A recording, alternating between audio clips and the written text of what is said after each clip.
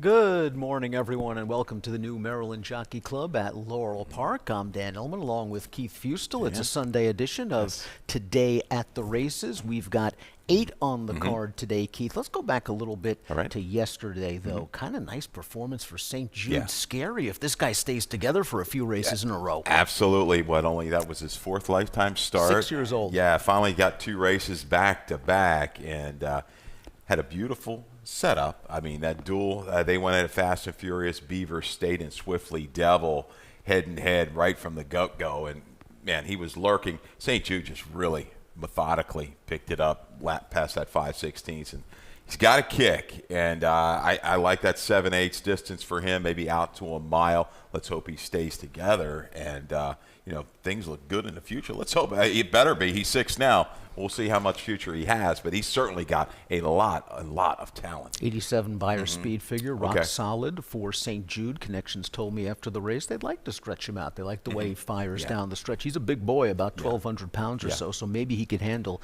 the additional yardage. Of course, we've got 8 today.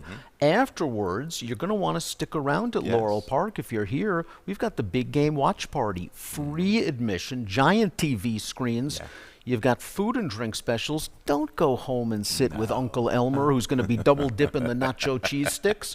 Go in there to the big game watch party, food, drink specials.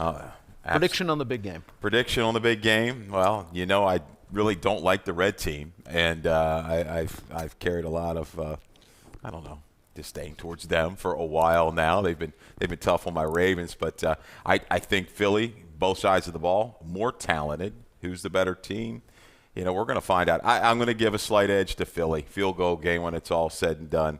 But, this KC team, it just seems like nothing goes against them, right? Nothing. If a call goes, it's going to go against Philly. It's not going to go against Kansas City, but we shall see. That's why they play the game. I've got some interest into it. Chiefs 31-28. That's going to be my call.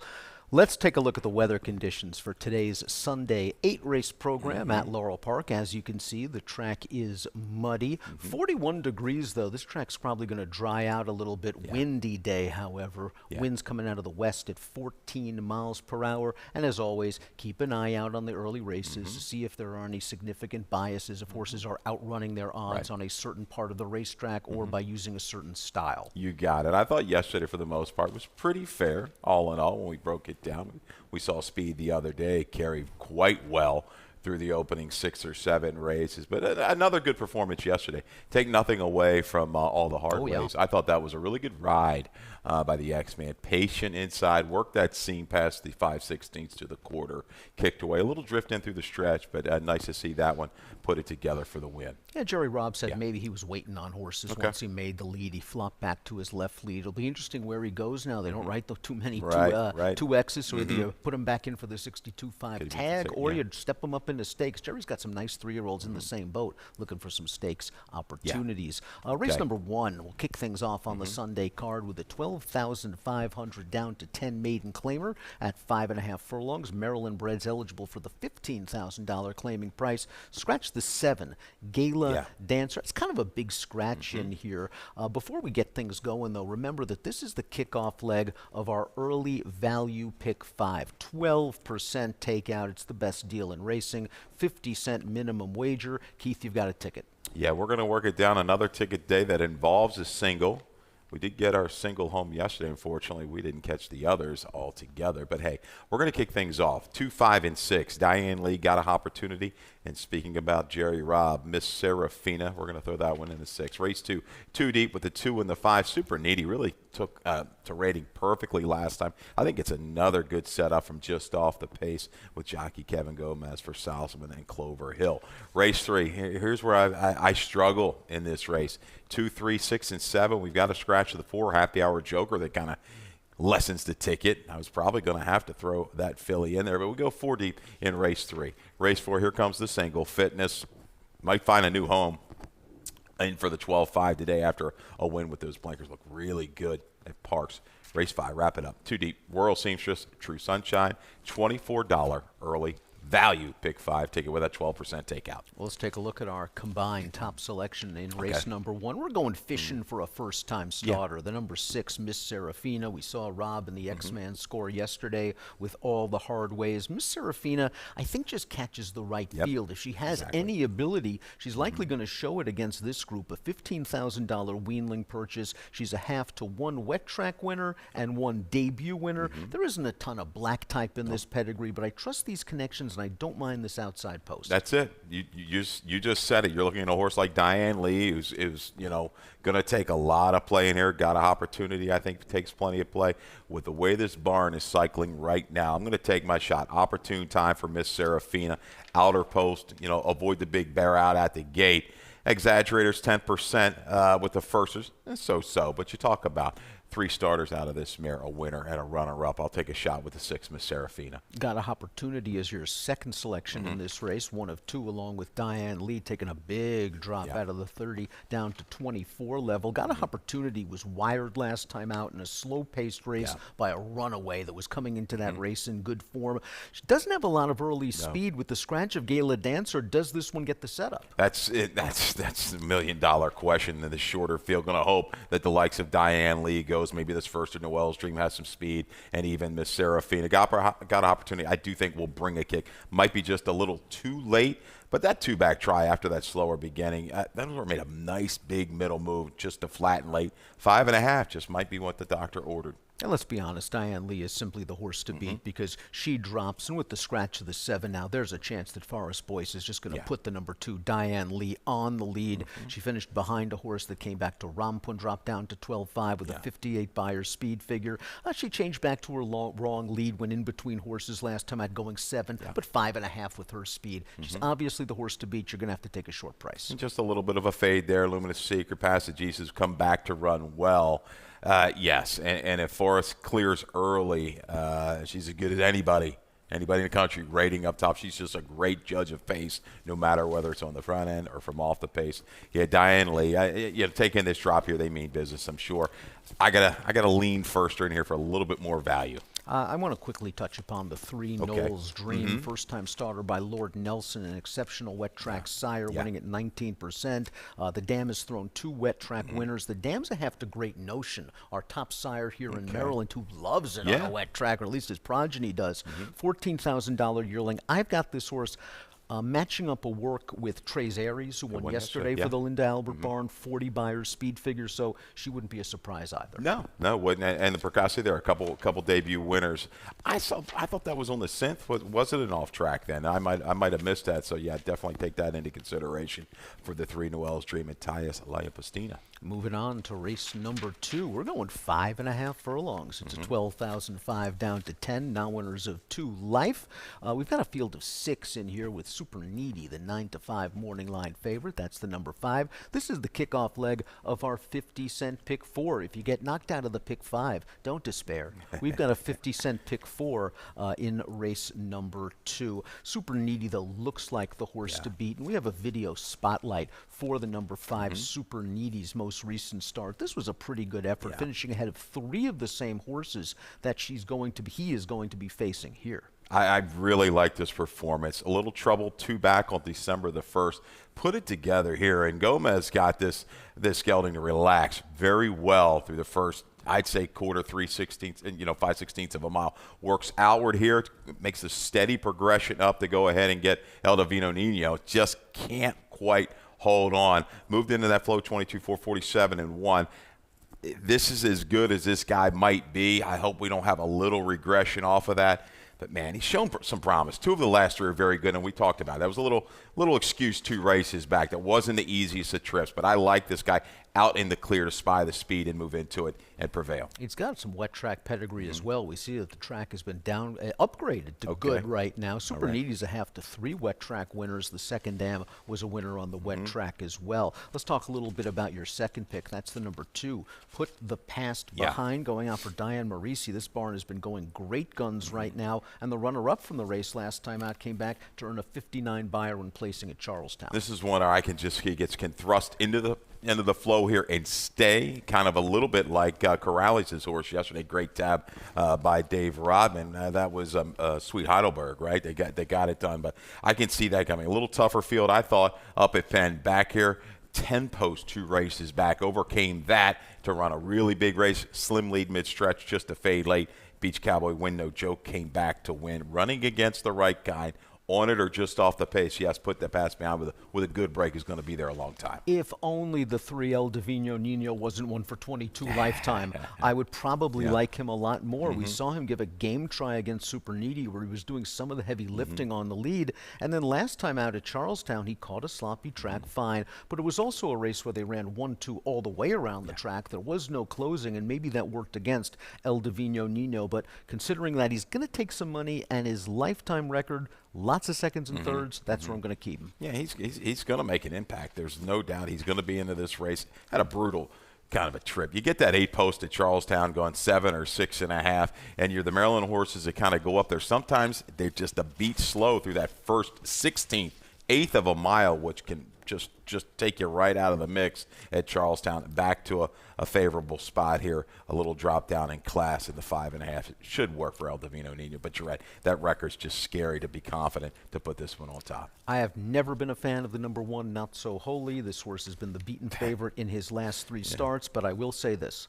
There is a chance that Toledo is going to be sending this guy from the inside post and maybe cutting back to 5.5 off a couple of more bullet workouts is just going to get him to the front, and maybe he gets brave. It's just uncanny. You see in this horse, we were against him. We thought it was claimed off a negative drop. Horse went up there, battled to fade, and 2 work since bullets nonetheless. Yeah, they've got to be tied on from the rail. But again, I don't know. Maybe we'll see the horse just take straight back and try to circle. I don't know with Toledo what we're going to get for Not So Holy, but underneath for me. I think he's going. He has that win at Keeneland. I can't forgive the loss at Mountaineer. He's got to get back into good form. Race number 3 is at 6 furlongs. Maiden Claimer 30 down to 24. The Maryland breds are eligible for a 37,500 claiming tag. Big scratch in here.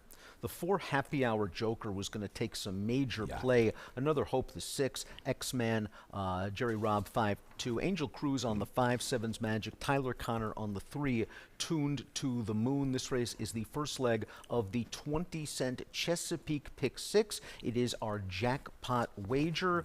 Race number 3 is kind of an interesting field. Another Hope is coming off a little bit of a layoff, but the last time we saw her, she did some really good things against a sharp gate-to-wire winner, and she finished ahead of 2 next-out winners. I just like the effort she gave prior to the layoff. She was trying very hard. Horses kind of got away from, still willing enough to earn the place in both of those efforts. Freshened up, Lasix going on, barn going in the right direction, enough positional speed in here. I think X-Man, if she kind of gets into the flow early, quarter pole, he can carry a horse like Another Hope home. Another one with a little bit of a wet track pedigree. The dam went 1 for 1 on a wet track. The second dam won 3 races on a wet track. Just think Another Hope is going to show good early speed. Let's talk a little bit about my top selection, the number 2, Divining Smile, and we have a video spotlight for Divining Smile. Let's take a look at this race on December the 29th. The breaks sharp, but breaks outward a little bit. Yeah, and that was it. Broke outward and then kind of worked an okay trip, and even just maybe the slightest of bobbles there as well coming out of the gate. Up there, drafted back with 7 to 10 lengths out of it by the time they hit mid-turn. I thought the last eighth of a mile, though, picking things up, I liked the effort. Trying is my comment. That's a comment I'll use sometimes. Just visually, maybe not quite good enough for that group, but the effort was there. And anytime you get hit with that trouble out of the gate, you're looking at a surface like this, a surface she had never been on before, that muddy sealed surface. I think all in all, you can take something out of this race and think, hey, she's got some heart. She's going to give you effort. Might just, again, be a little bit pace dependent in this particular race. She just misses a photo finish for third, a multi-horse photo finish for third. I agree with you. I thought she was trying very hard. After that good start, but a outward break, she then got outrun through a pretty fast pace. And Kevin had to kind of pick his way through horses with her. I did like the late kick in here. I think at least she showed she could handle a wet track. And like many of these, she's going to be getting Lasix for the first time. The 3 is Tuned to the Moon. Jockey change is Tyler Connor. We've got a trainer stat for trainer Kieran McGee. Between January the 9th and February the 2nd, Kieran has been on fire. 9 for 31, 29% to $2.20 ROI. That's the good news. The bad news is Kieran usually gives them a race or two before they do their absolute best. And I wonder if Tuned to the Moon is going to need that. A $1,000 buyback as a yearling? Yeah, and you're looking at it. This is a homebred, but Mare was okay. 3 for 18, won the debut. Both siblings had a lot of speed, so I'm expecting with a good break, Tuned to the Moon, may try to go to attack right off the bat. Let's talk a little bit about the 7 Fair Trade. This horse has been very popular, and I like the fact that Robbie Bales dipped right back in and reclaimed this horse out of the second lifetime start. They tried to go a mile with her last time out. It's not like the pace was there. Ricciano had his choice. The 1, the 7, lands on the 7. Yeah, I think this one, they mean business. You come back and go for a horse like this, you pay the extra money. They must have liked Fair Trade. And I thought the debut, this was a video spotlight I think I used on the 24th of January. Just didn't quite fire at the mile. Turning back to 6, yes, it works. A cleaner break from out here, was caught in between horses first time out, having the break. No real excuses from the outer post. Fair Trade, when you break it down, I think has enough speed. This horse with a good break will be in the action when they turn for home. Let's move on to race number 4. We're going the 1-turn mile with the long stretch. It's a 12,500 down to 10 claiming event. 6 in here. Fitness, who's your single in the early value pick 5, is the 7 to 5 morning line favorite. Michael Sanchez takes up the mount, and guess what? It is the kickoff leg of our late value pick 5 with carryover potential, but we still have the same great 12% takeout. Mackenzie Pfeiffer, our colleague, has a pick 5 ticket to share. We do not have a ticket for Mackenzie Pfeiffer, but you'll have it maybe for the afternoon program, and I'm sure it will be good. Yes, that's probably some late changes here with a couple of these scratches, just kind of reworking the late value pick 5 ticket. Let's talk a little bit about Fitness, and we have a video spotlight for Fitness's second lifetime start and first ever victory. Let's watch this performance. I thought Fitness was able to find a really good spot, stalking a solid pace, but once Ruben Silvera asked her to go, she went. Got away at 6 to 1 that day with the addition of blinkers and a drop for a Ness horse at Parks, and had trouble in debut. You see the comment, fractious steady start by Equibase got up there, but relaxed beautifully off the pace, and when things ramped up, was able to sustain beautifully, I thought, from the quarter pole home, winning off by 5 3/4. My only thing here, and this horse is straight and true to the wire, no drop, right back for the Maryland bred for 12.5. This one's a half to Burks, Parkerness, horses that have been okay, shown decent buyer figures, going around of ground. Attack mode here, right back in the third start for Fitness and Ness. Got to be happy with the outside drawing here, especially with Cruz Chica, perhaps potentially the speed down towards one inside. Fitness is a half to one wet track winner, and we have a trainer stat for Jamie Ness, and it's going to be a good one because Jamie usually has good trainer stats. Let's take a look at the stat for Fitness. This was a monster stat, right? This is the one. Sprint to dirt route with last out maiden winners. 9 for the last 13, 69%. Look at the ROI, 423. Phenomenal. Fitness at 7-5 on the line. Yes, we'll take a lot of play. I do think she faces better than what she faced in that maiden breaking score at Parks. So she's going to have to, in my eyes, hold form or maybe even go up slightly. Cruz Chica, you talk about the race, not a lot of speed. Is she the one to kind of go? Maybe why not Grace? But I think you're going to see Yoma Ortiz go ahead and go with this 5 horse. I agree. I think Cruz Chica is going to go. They tried to show a little bit of speed last time out. They just got hung out 4 wide after the opening quarter mile, and then she finished okay, well behind the 2 favorites. I think she fits better at this level. Interesting to note, though, that Weston Hamilton had his choice. Cruz Chica, Golden Aurora. He lands on our combined second pick, the 4 Golden Aurora. I thought this horse ran okay last time out, going 3/4 of a mile. Got bumped at the start a little bit, swung 4 wide on the far turn and into the stretch, and it's not like there was a ton of pace for this one to attack. No, comes back, a bullet work under its belt for Robbie Bales, looking at the breeding. I think we're going to be okay at a mile. Lasix going on, gets a chance now, possibly over a not sealed racetrack. Has been caught with 2 muddy sealed surfaces in the last. I like this horse. I like this horse off of that. That second race out was good. Thought that was a good score at 18-1. I think we used her that day. Yeah, I'm not terribly, worried about the last effort. I think this one's a player in race number 4. And a horse that can show a little bit more speed, stretching out to the mile by Golden Sense, who is a superb miler. Star Venezuelan's going to step up out of the maiden claiming ranks. Talk about a setup last time out. When 12-5 maiden claimers go 23-1 for the opening quarter, you're supposed to be looking for a closer. But Star Venezuelan got bounced around leaving the gate very badly. Showed a lot of guts to win that race. This horse is really bred for a wet track. And I think looking at the route, the mile, I think that tonalist topside cities, I think it's enough to get you there, going the 1-turn mile. This, I probably should have showed this one as well. Impeded start up, basically eliminated, I thought. And for this horse to make up that kind of ground, yes, got some help up front, speaks volumes of the determination that this young filly's got. I think, yes, with a better break, this jockey-trainer combo, look at that strike rate. 35% with an ROI over 4. Scatulatano, we've talked about it. He's a guy that I haven't seen a whole lot. Man, the horses just seem to run. They're around the money a lot. 6, 4, 3, 5 for Keith. 6, 4, 5, 2 for me. 4 down, 4 to go. We'll take a quick break, and then we'll be back for our final 4 races on the Sunday card. Baltimore! To the city of Baltimore, to all the fans watching around the world, riders up! They're off in the Preakness.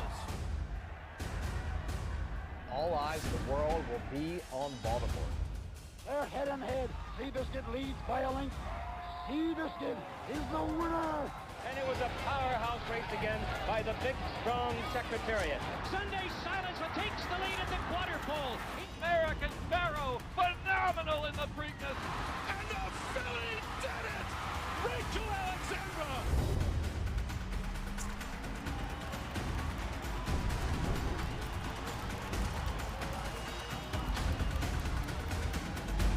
Here is Smarty Jones. He wins the Preakness by a dozen lengths. She's the brave, wins the Preakness. Welcome back to Today at the Races on a Sunday afternoon. Going to be afternoon in 15 minutes. Main track is good. Okay. 4 down, 4 to go, which means we kick off the 50-cent pick 4. But let's take a look at the field for race number 5. We're going 3/4 of a mile in here, solid field of 8 horses. These are some hardy mares, proven credentials over a wet track.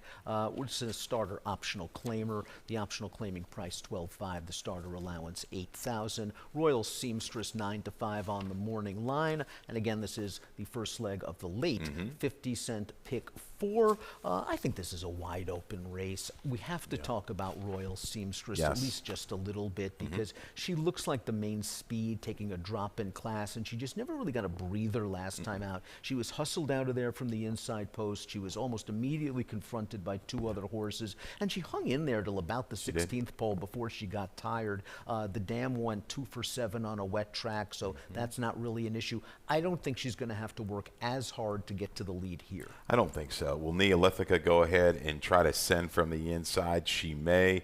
But Royal Simpson, she kind of fooled me 2 races back when Tori Albert got her to relax a little bit further off the pace. So she's shown versatility in the past. I thought she'd take more money at the windows last time. She did not. But you know what? She held pretty well after being engaged around the turn. She dueled very late to fade. So, yes, off track. I like this on the bottom side. She's never been on the main track as Royal Seamstress. You talked about the mare, the family, and then you look at this successful appeal on that bottom side. That speaks wet track, wet track, wet track. Yeah, I think the road is going to go through her from the 3/16 pole to the 8th pole. Let's see if a horse like True Sunshine, who got it done in open company, is holding very good form for Kieran McGee right now, can come back and duplicate an effort. Might have to run just a little bit faster. We've got a video spotlight. When this one, she kind of bucked the trend on the 31st of January. Yeah, Speed was doing so well on this wet track, but she was 2 to 5 for a reason. She just seemed to tower over this field. She was able to tuck in between horses on the backstretch,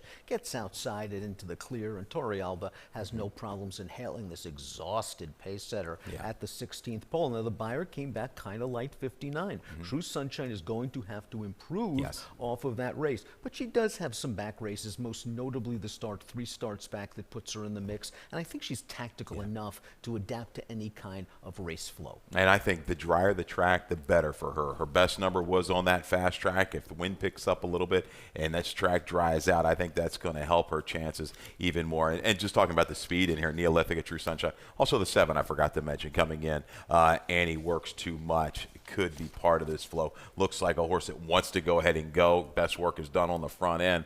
So Royal Seamstress, we'll see. Coming out from in between horses, she better break sharp. If she doesn't, though, I think she has the ability to make that move from just off of it. I key around the 4 and the 5 in here. You're looking at Baby Socks. We've got a stat for this runner. Rudy Sanchez-Solomon got it done at the mile last time out. With last out winners on dirt, 3 for the last 12, a $2.80 ROI. Baby Socks got a really nice ride from Tyus Liapestine that day. Was able to save as much ground as possible, saw a seam in the 2-path and upper stretch, then slipped through along the inside, and Baby Socks did the rest. This horse is in excellent form, as you mentioned right now, and handles a wet track with no issues. 5, 4, 3, and 6 for Keith. 5, 3, 4, and 1 for me. You want to talk quickly about Skip Through the Fire? What happened last time? Yeah, Skip Through the Fire, I don't know. You know, the flow was okay. Caught wide every step of the way. 7/8, maybe back to 6 is going to do some wonders for this one. Again, a little moisture in the track. 2 back was good enough.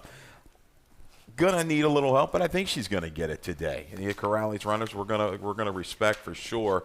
And talking about Corrales, Baby Socks beat Sweet Heidelberg, who came back to win yesterday. So I guess that does enhance the chances of Baby Socks. Good race here. They're gonna have to be tied on. Royal Seamstress, I think, is a horse dangling in there. The Maryland bred for 12-5. And you mentioned Annie Works Too Much, a horse that's won 3 out of her last 5 starts. I did think the rail was very good at Parks last time out, and she was pushing the pace from the inside post. So maybe she was slightly aided by the way the racetrack was playing.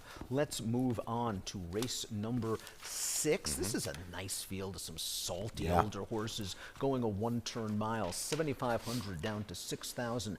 Beaten claiming event. Take the 10, Pudge Boy Palace. He is entered next week. Yorli Hey Hu is the 5-2 morning line favorite. Michael Sanchez picks up the mount this afternoon for Jamie Ness. I want to talk a little bit about Yorli Hey Hu. I know he was listed as a vet scratch at Parks on January the 15th. I thought he ran well last time out. He did get a very nice trip. He saved ground every step of the way. He cut the corner into the stretch, but he was really firing on. Quinn Cannon got a big jump on him that day. This is a horse with a lot of back class, but he is pace dependent. Yeah, that's the kicker in this race. I really like Pudge Boy Palace. We're going to go ahead and wait. He is looking ahead to the spot on Friday. He's in a good spot as well, sprinting. So where is the flow going to come from? Is it Prince Fire, basically. Got to just go ahead and go. Maybe an Ace 9-9. I mean, I think if Ace 9-9 can remember what he used to be, he can certainly show some speed. But I think Prince Fire, with the weight off, with the 10-pound bug on, I just think is going to have to show some speed in the second start of the form cycle. The question with Prince Fire, obviously, is Prince Fire good enough? And I just think the pace is going to be fair, not fast, and maybe that'll be good enough for a horse like Yodelei Heihu. The 7 Master of None, though, is a very underrated closer. And this horse didn't get the flow last time out. Got wired by Everett Song, who we saw come back and post a very game victory with a 73 Beyer speed figure and an $8,000 starter. Master of None just looks very well spotted here. Yeah, I do like that. I like the recent one-turn mile races, the consistency of those numbers. 2 tougher trips out of the gate, saw 2 back bumps, steadied. Last time out, broke slow, 4 wide. 2 major excuses. I think this guy, he's probably going to be the horse I key around. I think we're going to, unfortunately, lose a little bit of that 10-1 morning line because of the scratch of Pudge Boy Palace. But, yeah, Darwin's, he just got to make sure he gets some kind of po. He might have to be thrust into the race a little bit sooner, too. Mid-turn, I don't want him more than maybe, say, 3 out of it to start ramping up, because he's going to have to get the jump on Yodelei Heihu, because once this one gets rolling, he's tough. And he got a great trip, though, last time, did the one. Rodriguez right up the inside to go ahead and rally into Quinn Cannon. Another dangerous closer in this race is the 2 Martini Martin. We have a trainer stat to show you for Carlos Mancia. When he wheels horses back in 2 weeks or less, they do well. 5 for the last 19, 26% winners, a $4.32 ROI. Now, you liked this horse last time out, and I don't necessarily think you were wrong, because that was a race where they ran 1, 2, 3, all the way around the track. And if we know something about Martini Martin, the horse needs something to run at. When you go 49-3 and almost 115 to 3/4, you don't have anything to run at. This horse is getting the class relief he needs and should get a fairer race flow. Something we've said time and time again. The trainers are going to look, the jockeys are going to look, hey, there's not much speed in here. Let's go ahead and be a little bit more, attack-oriented. Let's go. So that could playing perfectly in the hands of Martini Martin and Torrealba's second time gelding, back to a condition. Yes, a user for me. So, yeah, they're my 2 keys, 2 and 7.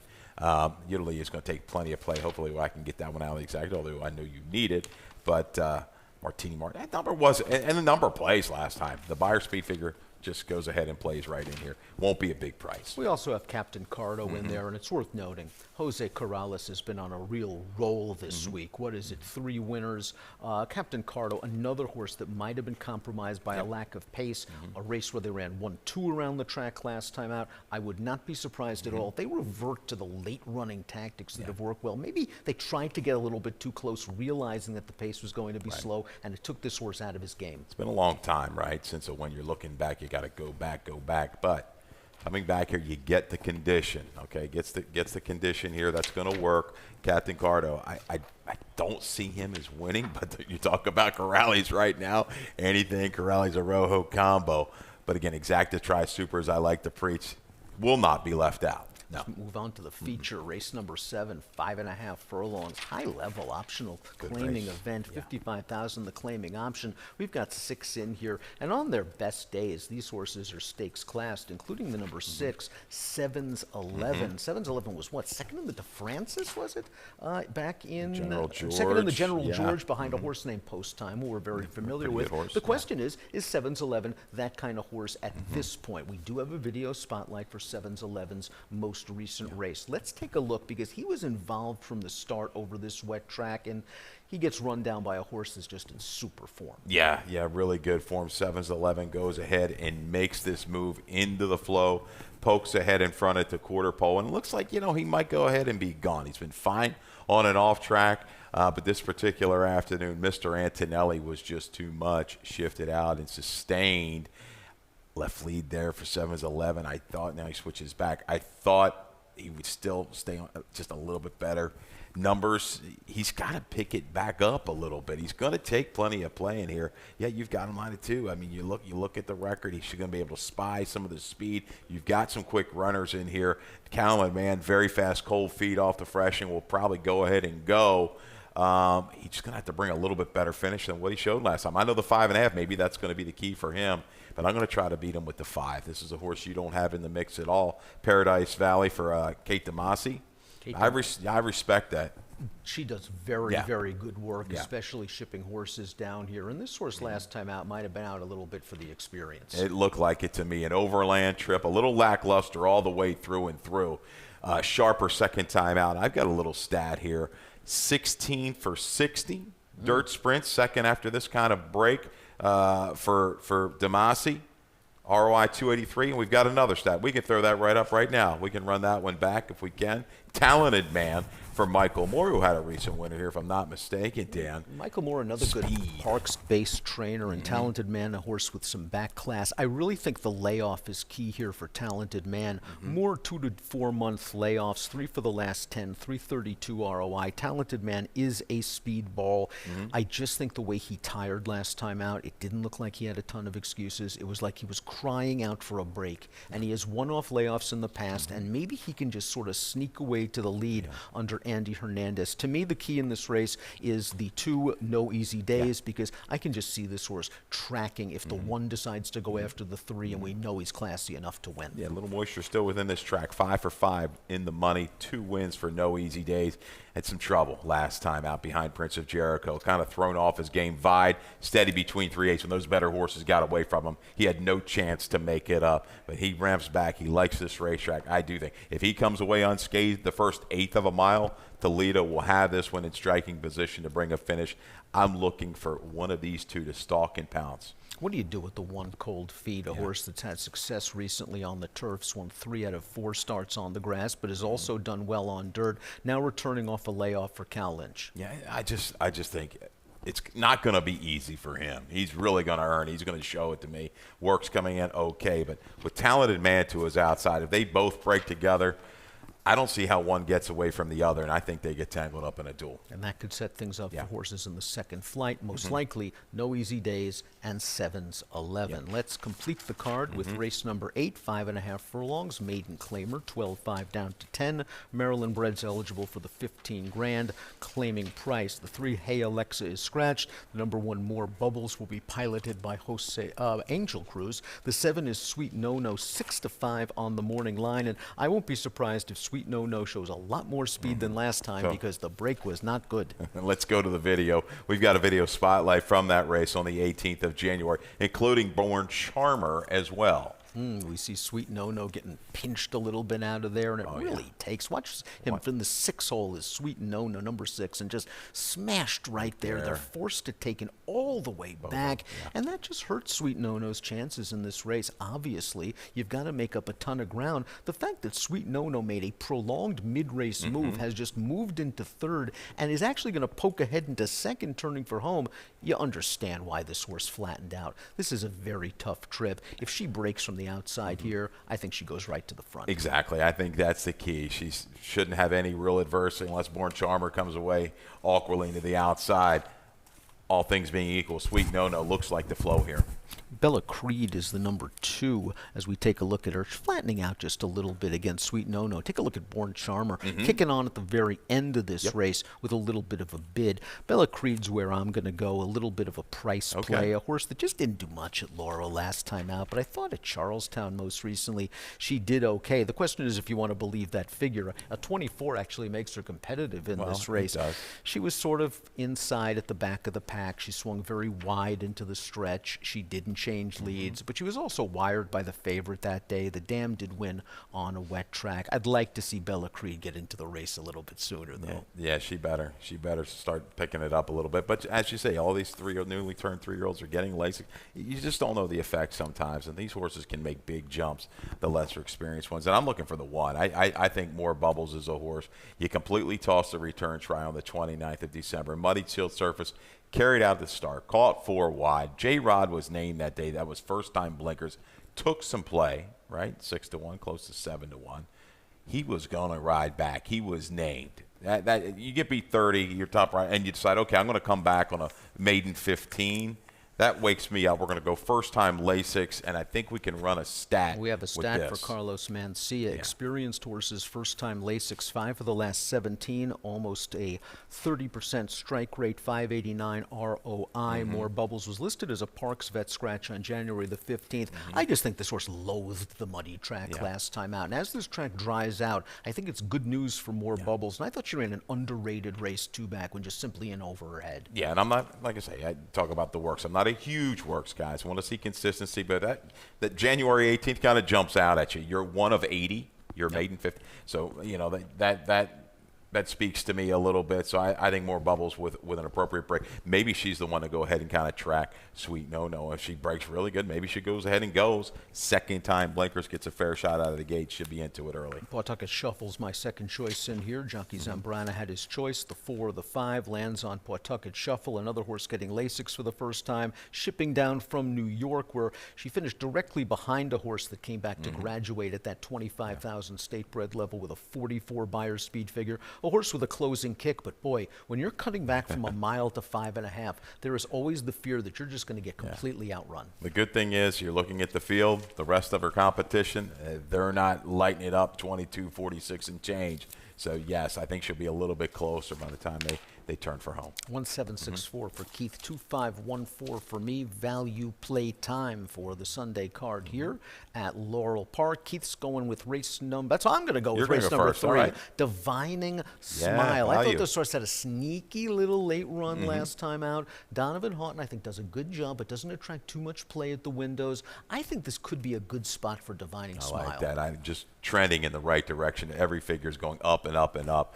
Last race with that adversity, the close in the last eighth of a mile and keep going. Yeah, Divining Smile. I like those chances, especially the number 6-1. Good learning experience for that horse. Let's take a look at your value play. You're going to go with More Bubbles. We're going to stay right here in race 8. Wrap things up. Hopefully, if we're down a little bit, it's a get-out horse for us. For Carlos Mencia, you ran the stat with the Lasix, very strong. We talked about J-Rod. He was supposed to come back, does not. But that's enough for me. Second-time Blinkers on a drier track.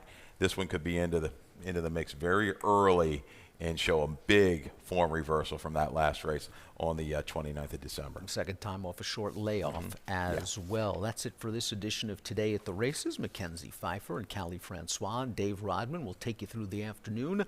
And speaking of Dave Rodman, he's up next with Scratches and Changes. All right, good luck.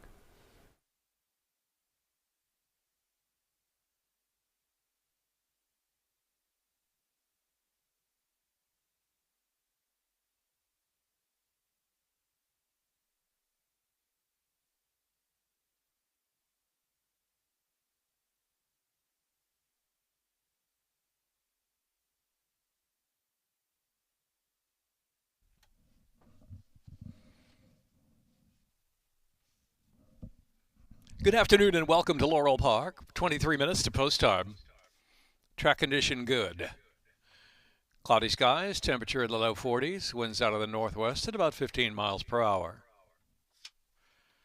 8 races on the program, followed by 2 races from Gouveia, Brazil. Here's a look at your Laurel Park changes. First race, scratch 7, Gala Dancer. 7, Gala Dancer out of the first race. Second race, number 6, Mischief Mogul, weight 117, 5-pound apprentice allowance. Third race, number 3, Tune to the Moon, jockey Tyler Connor. Tyler Connor, number 3, scratch 4, Happy Hour Joker, scratch the 4. 5, Sevens Magic, jockey Angel Cruz. Angel Cruz on the 5, Sevens Magic. Fourth race, number 6, Fitness, jockey Michael Sanchez. Michael Sanchez on the 6, Fitness. Fifth race, number 4, Royal Seamstress, weight 121. 5-pound apprentice allowance. Sixth race, number 1, Yorli'ehu, jockey Michael Sanchez. Michael Sanchez. On number 1, Yorli'ehu. Scratch 10, Pudge Boy Palace. Sixth race. In the 7th race, no changes. Into the 8th race, number 1, More Bubbles, jockey Angel Cruz.